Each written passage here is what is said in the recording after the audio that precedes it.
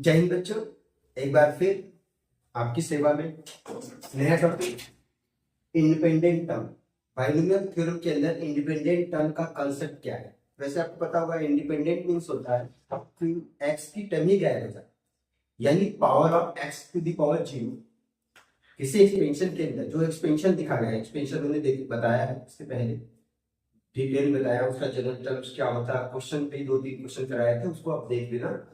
तो किसी भी बाइनोमियल एक्सपेंशन करते हैं कोई भी, तो उसमें ये देखना कि कौन सा ऐसा टर्म है जिसके अंदर एक्स गायब है, कौन सा ऐसा टर्म है जिसके अंदर से एक्स गायब है, ये आपको पता करना है। तो उसी को हम इंडिपेंडेंट टर्म भी बोलते हैं, आप इसको कांस्टेंट टर्म भी बोल सकते हैं। इंडिपेंडेंट टर्म या फिर इसको कांस्टेंट मतलब स्वतंत्र पद है ना। तो इसका कोई अलग से फार्मूला तो है नहीं। जब अलग से फार्मूला नहीं है तो क्या होता है, क्वेश्चन से ही समझ में आता है कि हम इस क्वेश्चन को हम कैसे करेंगे। बेटा ये टॉपिक बहुत इंपॉर्टेंट है, पिछली बार भी पूछा गया था, 2024 में पूछा गया था जेईई मेंस के पेपर में। तो इसको अगर इंडिपेंडेंट टर्म का कंसेप्ट सीखना है तो ध्यान से देखो, पूरी वीडियो देखना। 2-3 क्वेश्चन लेकर आऊंगा, इससे क्या होगा, जो भी क्वेश्चन आएगा आपका इंडिपेंडेंट टर्म से रिलेटेड आप फटाफट आंसर दे सकते। जैसे मेरा पहला क्वेश्चन है, if the term independent of x in the expansion of root a x square plus 1 upon 2x cube whole power 10 is 105, यानी 105 है, then a square is equal to, a square का मान बताना है। अब आगे ना इंडिपेंडेंट टर्म, यहाँ इंडिपेंडेंट टर्म भी हो सकता है और कांस्टेंट टर्म भी हो सकता है। ठीक है, करने का कंसेप्ट क्या है, जनरल टर्म्स को फॉलो करेंगे। देखो क्या होगा, सबसे पहले टी आर प्लस 1 करना। मोस्टली हर क्वेश्चन में यही अप्लाई होता है, t r plus 1। N C r, n का मान देख रहे हो 10 है, सी आर हो जाएगा। ए मींस ये पूरा टर्म है, रूट ए एक्स स्क्वायर के पावर 10 माइनस आर हो जाएगा इनटू 1 अपॉन 2x क्यूब के पावर आर हो जाएगा। इतना समझ में आ गया। एनसीआर फार्मूला हमने दिया था, एनसीआर इंटू ए मतलब फर्स्ट टर्म के power N minus are into second term मतलब B to the power R होता है। ये हमारा फर्स्ट टर्म हो गया, ए हो गया, ये सेकेंड टर्म हो गया, बी हो गया, और इसकी पावर में 10 है तो एन का मान 8 तो यहाँ से हम दे रहे हैं। ओके, थोड़ा सा इसको सिंप्लीफाई करके देखो, ये 10 सी आर होगा इंटू यहाँ से आएगा root a to the power 10 minus are into यहां से आएगा 1/2 टू दी पावर आर होगा। न्यूमेरिकल टर्म आगे कर लिया। एक्स की पावर को हमें इक्वेट करना है। क्यों करना भाई, एक कांस्टेंट टर्म बताना है ना, इंडिपेंडेंट टर्म, तो एक्स बैक करना है, तो एक्स की पावर को इक्वेट कर उसकी पावर 0 कर देंगे तो आपको आंसर मिल जाएगा। यहां से x to the power 20 minus का 2r हो जाएगा, और यहां से इंटू एक्स की पावर माइनस का 3 आ जाएगा। इतना सबको समझ में आ गया होगा। और और सिंप्लीफाई 10cr इंटू यहां से जाएगा root a to the power 10 minus are into यहां से आएगा 1/2 to the power r into x की पावर देखो 20 माइनस का 5 आ। अब इंडिपेंडेंट टर्म के लिए यही टर्म को 0 करना है। जैसे यहां से इस टर्म को 0 करो, आर का मान कितना आ जाएगा, यहां से आर का मान हमारा 4 आ जाएगा, यानी आर का मान यहाँ 4 आ गया। इसका मतलब पांचवा टर्म जो होगा वो इंडिपेंडेंट टर्म। समझ में आ रहा है, ये हमने कर लिया। यहाँ पर एक्स की पावर को इक्वेट कर दिया। जैसे आप एक्स की पावर को इक्वेट करोगे भाई, हमें इंडिपेंडेंट टर्म बताना है ना, तो इंडिपेंडेंट टर्म का मतलब दैट मींस क्या है, x की पावर 0। तो जैसे आप x की पावर को 0 करोगे 20 माइनस 5 r इक्वल टू 0, तो r की वैल्यू 4 मिल जाएगी। इसका मतलब r यहाँ 4 रखोगे, इसका मतलब इसका पांचवा टर्म जो होगा ना इंडिपेंडेंट टर्म, और r की वैल्यू 4 होगी। क्या लोगे, r की वैल्यू 4, यहाँ से जाएगा 10c4 इंटू आगे यहाँ पर root a to the power 10 minus 4 करोगे तो 6 हो जाएगा इंटू 1/2 टू दी पावर कितना, आर की वैल्यू 4। अब इसका मान क्या है, 105 upon 4 factorial into 6 factorial into ये क्यूब हो जाएगा इंटू 1/16 हो जाएगा इक्वल टू 105 हो जाएगा। अब इसे सॉल्व करके ए स्क्वायर का मान बताना, यहाँ से ए क्यूब का मान आएगा, फिर ए स्क्वायर आपको निकालना पड़ेगा। तो आगे देखते हैं क्या होगा। 10 को लिखो आप, 10 इंटू 9 इंटू 8 इंटू 7, ये तो सबको समझ में आ रहा होगा। 4 इंटू 3 इंटू 2 इंटू 1, इस तरह हम एक्सप्लेन करते हैं इसको। और यहाँ आ जाएगा इंटू ए का क्यूब इंटू 1/16 इक्वल टू 105।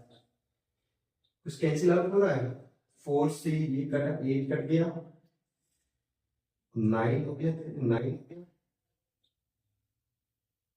बस ए क्यूब इक्वल टू हो जाएगा 105 इंटू 16 ऊपर जाएगा, नीचे हो गया 10 इंटू 3 इंटू 7, ये से कटेगा 7, 7 में 7 7 5 हो जाएगा, 5 से कटेगा ये 3 आएगा, और यहाँ कटेगा 2 आएगा, ये 2 से कटेगा तो यहाँ आ जाएगा 8 आ जाएगा, 3 से 3 कैंसिल आउट, यानी ए क्यूब का मान बच्चा 8 आ गया। ए का मान कितना होगा, 2 हो जाएगा, ये तो होगा। तो कितना आसान कैलकुलेशन होगी, 8 आ गया, सीधे सिंपल। ए क्यूब का मान 8 आ गया, तो ए का मान क्या होगा, 2 होगा। हमें ए स्क्वायर का मान बताना है, यहाँ 4 लेकर आंसर लेकर आगे बढ़ते हैं। क्लियर हुआ, नोट डाउन कर लो इस क्वेश्चन को, ठीक है। इस टाइप क्वेश्चन बन रहे हैं, आपको आना चाहिए। अगर जेईई मेंस का पेपर देने जा रहे हो तब तो करने के लिए शॉर्ट ट्रिक भी होती है, उसको थोड़ा समझ लो, थोड़ा सा क्वेश्चन आपको आसान हो जाएगा, ठीक है। करें ज्यादा चेक, देखो तो इस टाइप क्वेश्चन होना चाहिए। ये सेकंड में बता रहा हूं, A X to the power P plus B upon में, या कुछ ऐसे लिख लो, आर अपॉन में B X to the power Q whole power, इस फॉर्मेट में होना चाहिए। इसमें आपको कुछ बातें शॉर्ट ट्रिक में क्या होता है, कुछ बातें आपको याद रखनी पड़ती, तभी क्वेश्चन बन जाते हैं, अदरवाइज तो नहीं। अब क्या होता है, क्यों होता है, कैसे, शॉर्ट ट्रिक में ये नहीं होता कि कैसे होगा। यहाँ पर पहला जो होगा टर्म्स, ये एक्स की पावर एक्स ऊपर होना चाहिए, फर्स्ट टर्म के अंदर एक्स ऊपर होना चाहिए, सेकेंड टर्म में एक्स नीचे होना चाहिए। यहां से पी लेना, यहां से क्यू लेना, और ये एन है। तो यहां से इंडिपेंडेंट टर्म के लिए, इंडिपेंडेंट टर्म के लिए एक छोटा सा फार्मूला को लर्न करना, r equal to n p upon में पी प्लस क्यू। ये आपको छोटा सा फार्मूला याद करना है। इस फार्मूले को अगर याद है तो आप विदिन सेकंड में जो है इसकी वैल्यू निकाल सकते हो। थोड़ा सा लेंथी हो गया था ना, उसको थोड़ा सा आसान कर सकते हो आप, और कुछ नहीं, बट वही मेथड सबसे बेस्ट मेथड। ये तो थोड़ा मसाला टाइप है ना, मसाला टाइप है। इसको जो है अगर है तो अच्छी बात, अगर मैं नहीं बताऊंगा तो कहोगे आप अरे सर बहुत लेंथी करा रहे हैं, इसलिए थोड़ा सा आपको बता रहा हूँ। बट मेन तो वही है, हर क्वेश्चन में वही अप्लाई होता है, वो भूलने वाला कंसेप्ट नहीं। ये शॉर्टकट ट्रिक जो होती है वो भूल भी जाती है ना। तो देखो क्या है, यहाँ पर कैसे निकालोगे, आर का मान कैसे निकालो, आर तो एन का मान 10, यहाँ पर आर का मान 10 इंटू पी का मान, देखो पी का मान 2 है तो 2 हो जाएगा, अपॉन में 2, और क्यू का मान यहाँ पर क्या 3 है, और से मतलब नहीं है, 5 कटेगा, देखो आर का मान सीधे 4, यहाँ भी 4 ही तो आया था, इसके पहले भी आर का मान 4 आया था। जैसे आर का मान 4 आ गया, इसका मतलब इसका पांचवा टर्म इंडिपेंडेंट होगा, यही तो हुआ, इसका पांचवा टर्म आपका इंडिपेंडेंट हो जाएगा। तो भाई इंडिपेंडेंट टर्म जो पांचवा टर्म कितना कर सकते हो, इसके आप पांचवा टर्म निकाल, पांचवा टर्म हो जाएगा, यहाँ पर अगर 10c4 इंटू, अब एक्स नहीं लेना है क्योंकि इंडिपेंडेंट टर्म निकालना है, तो यहाँ से हो जाएगा root a to the power 6 into 1 to the power 4, इसका मान 105 कर लो। यहां से आपको ए पता चल जाएगा 2, और ए स्क्वायर निकालोगे तो आपको 4 आंसर मिल जाएगा, ठीक है। ये थोड़ा सा मेथड आसान है, आना चाहिए, समय बचाना है, इस टाइम के कंसेप्ट भी अपने दिमाग में रखा करो, ठीक है। चल तो नेक्स्ट क्वेश्चन है, if the constant term in the expansion of this h alpha into 2 to the power 8 into 5th root 3, तो आपको बताना 25 अल्फा की वैल्यू क्या है ना। तो करते हैं स्टार्ट, तो शॉर्टकट अप्लाई करते हैं, कर लेना। इसमें याद मैंने क्या बताया था, फर्स्ट टर्म जो होता है उसमें एक्स पावर ऊपर होनी चाहिए और जो सेकेंड टर्म है उसकी एक्स की पावर नीचे होनी चाहिए। तो मैं कुछ उल्टा दिख रहा है, यहाँ पर ये है और यहाँ पर ये नीचे है, तो क्यों ना हम इसको पी वाला टर्म मान लें, इसको क्यू वाला टर्म मान लें, बीच में प्लस का साइन कोई मतलब तो है ना। तो यहाँ से r equal to n, n क्या है मतलब 12 है, इनटू पी का मान, यहाँ पर पी की मान तो 1 ले लो, अपॉन 1 प्लस यहाँ पे तो सीधे सीधे क्या 1 + 2 हो गया 6 हो गया। आपको समझ में आ गया कि यहाँ पर आर की वैल्यू 6 होगी, यानी जो सेवंथ टर्म होगा वो इंडिपेंडेंट टर्म, सेवंथ टर्म जो होगा इसका इंडिपेंडेंट टर्म होगा, ये जब निकाल लेंगे हमारा वही रिजल्ट हो जाएगा। चलो तो सेवंथ टर्म कैसे होगा, 12 से 6 हो जाएगा, ये मतलब ये चीज 2 अपॉन में ये क्यूब रूट है, क्यूब रूट है, cube root 5 to the power इसमें से 6 हो जाएगा, इनटू ये हमारा फिफ्थ रूट है, फिफ्थ रूट के पावर 6, ठीक है। इसका मान इसके बराबर दिया है, दैट मींस ये अल्फा है 2 टू दी पावर 8 है इनटू फिफ्थ रूट, ये दिया हुआ। अब इसको सॉल्व कर देखते हैं क्या आएगा। ये 12c6 है, आपका 2 के पावर 6 है, तो 2 के पावर 6 हो जाएगा। ये 5 फिफ्थ रूट है, यानी 5 के पावर 1/3 यानी 2 आ जाएगा। और ये फिफ्थ रूट है ना, इस तरफ 5 के पावर 1/3 है, इसके पावर 6 है, तो ये इससे कटेगा तो आपका 2 हो जाएगा 2। और यहाँ पर क्या है, ये फिफ्थ रूट है, यानी 3 के पावर 1/5 है, ये होगा 3 के पावर 6/5 इक्वल टू ये होगा alpha into 2 to the power 8 into ये 3 के पावर 1/5, ठीक है। क्लियर है यहाँ तक। अब सॉल्व करते हैं। देखो क्या है बच्चा, ये इससे कटेगा यहाँ 2 बचेगा, तो 2 की पावर 2 बचेगा। अच्छा ये 6/5 मतलब 1 + 1/5, तो 1/5 का टर्म कट जाएगा, ये 3 बच जाता है ना। अच्छा और कुछ देखते हैं क्या बना, इसको हम सॉल्व कर सकते हैं 12 फैक्टर की 12 × 11 × 10 × 10 × 9 × 8 × 7 लिख सकते हैं, अपॉन में 6 × 5 × 4 × 3 × 2 × 1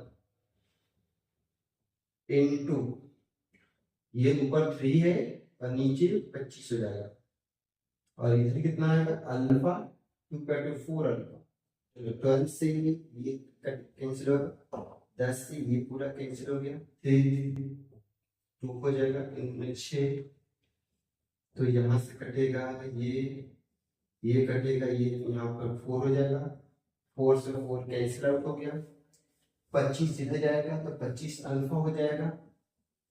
कैलकुलेशन करना है बस, आप लोग खुद बताओ कैलकुलेशन क्या क्या बचा हुआ है, 11 बचा हुआ है, 9 बचा हुआ है और 7 बचा हुआ है, तो हो जाएगा 11 9 99 और इंटू 7 कर लो आप 69। हाँ यस, ये आंसर हो गया, यानी इस क्वेश्चन का आंसर 693,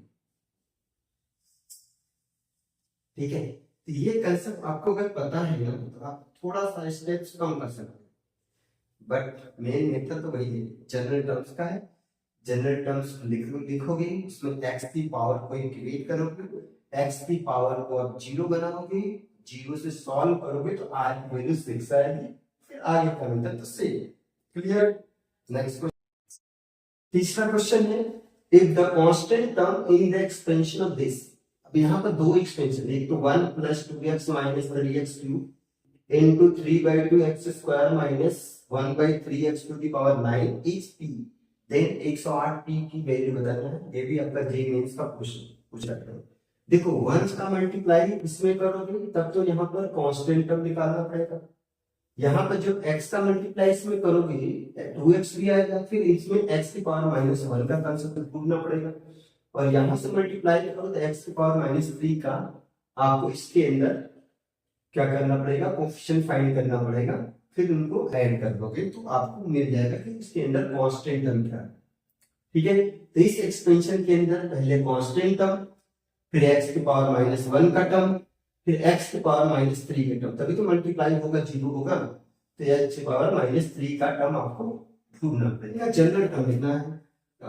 कैसे करोगे, देखो सपोज थोड़े समय के लिए इसको कुछ मान लो, सब कुछ x का टर्म दिया हुआ है, तो इसको हम मान लेते हैं कि m, जनरल टर्म m, तो 3/2 x square minus 1/3 x to the power 9,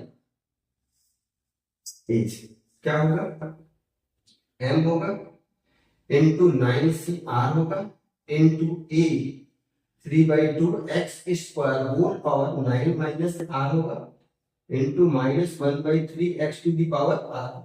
इस तरह से कुछ m हमने इसको मान लिया एक तरफ में, मतलब फॉर्म इसका जनरल टर्म ही लिखना होगा। इसके बाद इसके अंदर कांस्टेंट टर्म x की पावर -1 और x -3 का टर्म आपको खोजना है, तो इसको देख लेते हैं m इंटू 9c(r). m क्या है, m मतलब इसको m मान, थोड़े समय के लिए m मान रखा और कुछ नहीं है। यहाँ पर क्या है 9/2 होल पावर क्या है 9 माइनस r होगा और into 1/3 to the power r होगा इंटू x की पावर देखो क्या क्या आ रहा है, यहाँ से आएगा 18 माइनस का 2r और यहाँ से माइनस का r, तो यहाँ से आ गया m into 9r into 3/2 whole power 9 minus r into -1/3 to the power r into x की पावर होगा 18 माइनस 3। इसकी पावर को 0 रखना है, एक बार -1 लेना है, एक बार -3 लेना है, ठीक है। क्या क्या लेना है, एक बार आपको क्या लेना है 0 लेना है, एक बार आपको क्या करना है -1 लेना क्योंकि बाहर x है, और एक बार क्या लेना है -3 लेना है। तो चलो करते हैं, देखते हैं क्या आएगा, और ये p के बराबर लेना है। तो जैसे आप 18 माइनस 3r को जब 0 करोगे तो r का मान 6 आ जाएगा, एक तो r का मान 6 है, इसमें r का मान 6 लेना है, और अगला है 18 माइनस 3r का मान -1 लोगे तो -3r इक्वल टू ये जाएगा माइनस का लाइन, यहाँ से कुछ नहीं मिलने वाला क्योंकि फ्रैक्शन में आ गया है ना। इसके बाद 18 माइनस 3r का मान -3 रखना है, या -3r इक्वल टू -21 तो x मान 7, यानी r का मान 6 और r का मान 7 लेना है, ठीक है। और यहाँ से तो r का मान निकला नहीं, अब p देखो बेटा, p कैसे लिखोगे आप, m का टर्म 1 है तो 1 का इनके साथ तो 6 टर्म आएगा, तो जब 6 टर्म लोगे तो 9c6 होगा, और यहाँ पर 3/2 होल पावर जब 6 लोगे तो 3 हो जाएगा इन, और यहाँ लोगे -1/3 टू दी पावर r का मान क्या ले 6 लेना है, 6 लेना, प्लस 2 इंटू इसका तो यहाँ से तो 0 आया, 0 हो गया, -3 इंटू इसमें x पावर -3 के लिए 7 आ रहा है, तो 7 लोगे तो 9c7 हो जाएगा, यहाँ से आ जाएगा आपका 3/2 होल पावर 2 हो जाएगा -1/3 के power equal to p equal to कितना है 9c3, वैल्यू 9c3 के बराबर होती है, यहाँ 9 into 8 into 7 upon 3 into 2 into 1 ऐसे लिख सकते हो। 3 की पावर 9 देखो, यहाँ 3 की पावर 9 चलो यहाँ लिख लेते हैं, 3 की पावर 3 है अपॉन 2 की पावर 3 है इंटू यहाँ प्लस हो जाएगा 1 अपॉन 3 की पावर 6 प्लस, ये तो 0 हो गया, यहाँ माइनस आएगा, माइनस से प्लस हो जाएगा, 3 हो जाएगा इंटू 9 से 7 की वैल्यू 9 के बराबर होगी, तो 2 को लिखोगे 9 इंटू 8 अपॉन 2 इंटू 1 इंटू 3 की पावर 2 इंटू 2 की पावर 2 इंटू 1 अपॉन 3 की पावर 7। ये देखो आपका 3 की पावर 3 यहाँ 3 बचेगा, 3 की पावर 3 बचेगा, 9 इससे कट कैंसिल हो जाएगा, इधर 9 हो गया, एक 3 कटेगा तो 7 अपॉन ही 3 और 2 9 18 बचे, ठीक 2 बचा है ना, एक कैंसिल आउट होगा ना 2 बचा। आगे देखो क्या है, ये 3 कटेगा यहाँ 4 बच जाएगा, और यहाँ 9 कटेगा 2 बच जाएगा, ये 4 से 8 कट जाएगा 1 अपॉन में 9 ऐसे ले लिया भाई 80, और ये 7 जाएगा प्लस 2, आसान हो गया, तो कितना आसान कैलकुलेट 1/2 आ गया है ना, हमें कितना निकालना है एक 108 पी का मान बताना, ये चीज, ये 54 आपका राइट आंसर। नेक्स्ट तो लेते हैं लेट टी बॉक्स में T denote the greatest integer function. ये तो बॉक्स मतलब greatest integer function GF function होता है। A constant term in the expansion of this square minus 1 upon में 7 is alpha। Constant term alpha के बराबर है तो ये फंक्शन अल्फा कितना होगा ये आपको पता करना है। अब तो शॉर्टकट समझ में आ गया होगा, वही अप्लाई कर लेते हैं, है ना। तो r की वैल्यू क्या होगी, n का मान देखो 7, पहले लिख लेते हैं n p अपॉन में p प्लस 7 into 2 अपॉन में 2 प्लस 5, ठीक है। 7 7 से कैंसिल आउट 2 आ गया भाई, एक लाइन में आंसर हमें मिल गया। r की वैल्यू तो मिल गई कि r की वैल्यू 2 है, इसका मतलब है इसका जो थर्ड टर्म होगा इंडिपेंडेंट टर्म, कांस्टेंट टर्म या इंडिपेंडेंट टर्म होगा, कौन सा, तीसरा टर्म। तो तीसरा टर्म निकालो, 7c2 आएगा, h को लेकर नहीं ना, बस कांस्टेंट टर्म से मतलब है। तो 3 टू द पावर 5 हो जाएगा into minus 1 to the power 2 हो जाएगा। अब इसका मान क्या है कि अल्फा के बराबर है, जो आएगा उसी का हमें जीएफ लेना है। चलो 7c2 अभी बताया था, 7 into 6 अपॉन में 2 into 1 लिख लेते हैं and 3 to the power 5 into 9 कर लेते हैं into 1 अपॉन में 4 कर लेते हैं, ये कट रहा है 3।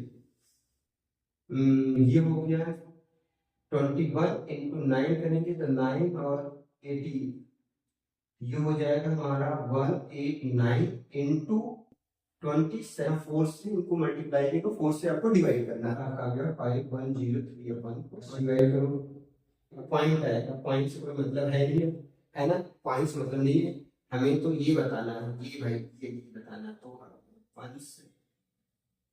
ये है, ठीक है भाई। ये फंक्शन है तो आगे पॉइंट के बाद नहीं जाएंगे ना, ये फंक्शन इंटीजर वैल्यू लेता है ना, ये हो जाएगा हमारा 1275 आ जाएगा, यानी इसमें ये फंक्शन अल्फा का मान जो होगा 1275 है। क्लियर, यही करने का मेथड है। The constant term in the expansion of 2x plus 1 upon x to the power 7 plus 3x square whole power 5h, यानी इसमें कांस्टेंट टर्म बताना है कि कौन टर्म क्या होगा, यानी कौन से ऐसे टर्म होंगे जिसके अंदर क्या होगा कि उसमें x का टर्म ही नहीं होगा, ठीक है। अब यहाँ तक समझ में आता है बच्चा कि जब 2 टर्म आ रहा था तो हम बाइनोमियल कांसेप्ट लगा रहे थे, लेकिन यहाँ पर आपको 3 टर्म आ गए। अब इसको सोचना पड़ेगा 1 2 3 टर्म आ गया तो कैसे, पहले तो बाइनोमियल का था a प्लस बी वाले टर्म में था, लेकिन अब a प्लस बी प्लस सी का भी टर्म आ गया, तो यहाँ का थोड़ा सा कांसेप्ट बदल जाता है, ट्राइनोमियल कांसेप्ट लग जाता है, मल्टीनोमियल थ्योरम कांसेप्ट लग जाता है। तो यहाँ पर मल्टीनोमियल थ्योरम का कांसेप्ट देखो, 2x प्लस 1 अपॉन में x to the power 7 plus 3x square की पावर 5 ऐसे लिखते हैं, इसको देखो, इसका जनरल टर्म कुछ ऐसे लिखते हैं, 5 पावर है तो 5 फैक्टोरियल हो जाएगा, a to the power a factorial b factorial और c फैक्टोरियल ऐसे लिख सकते हो, c फैक्टोरियल लिख सकते हो या फिर r1 r2 r3 भी लिख सकते हो। अच्छा, अब यहाँ पर क्या इनटू a पहले x की पावर e कर दोगे, इसकी पावर 7 की पावर b कर दोगे, 3x की पावर 2 की पावर c कर दोगे, ये इसका जनरल टर्म। बाइनोमियल की टर्म भी यही होता है, बाइनोमियल भी ऐसे होता है, लेकिन हम क्या करें, normally tr plus 1 equal to ncr into a to the power n minus r into b to the power r कर लेते हैं। लेकिन ट्राइनोमियल केस जब बच्चा आएगा तो आपको ये एक्सप्रेशन लिखकर सबको फॉलो करिए, पावर जो है यहाँ पर आएगा फैक्टोरियल उतना, अगर ये 6 होता तो 6 फैक्टोरियल, 10 होता तो 10 फैक्टोरियल, फिर ए फैक्ट अल्फा, यहाँ अल्फा बीटा गामा भी ले सकते हो, ए बी सी, तो हमने लिया ए बी सी लिया, ए मींस फर्स्ट की पावर जो ए ले लिया, बी मींस सेकंड की पावर बी ले लिया, और यहाँ पर थर्ड की पावर सी ले लिया। अब यहाँ से हमें ए बी सी की वैल्यू फाइंड करनी, तो ये समेशन के साथ 5 फैक्टोरियल, बहुत ही बेहतरीन क्वेश्चन है, इस टाइप का क्वेश्चन देख बच्चे जनरली भाग जाते हैं, बट मैं आपको सिखा रहा हूँ कि आपको कैसे करना है। इनटू 3 की पावर सी, बी में कांस्टेंट तो है, a की पावर 2 की पावर a हुआ और 3 की पावर c हुआ, और x की पावर देखो क्या है, x की पावर यहाँ से a है और यहाँ से माइनस का 7b है प्लस का 2c। अब यहाँ पर समझाने से पहले एक चीज और होता है कि जब हमने इसके पावर ए लिया, इसके पावर बी लिया, तो इसके पावर सी लिया, ए बी सी लिया, तो इसमें ए प्लस बी प्लस सी का मान तो 5 के बराबर होगा।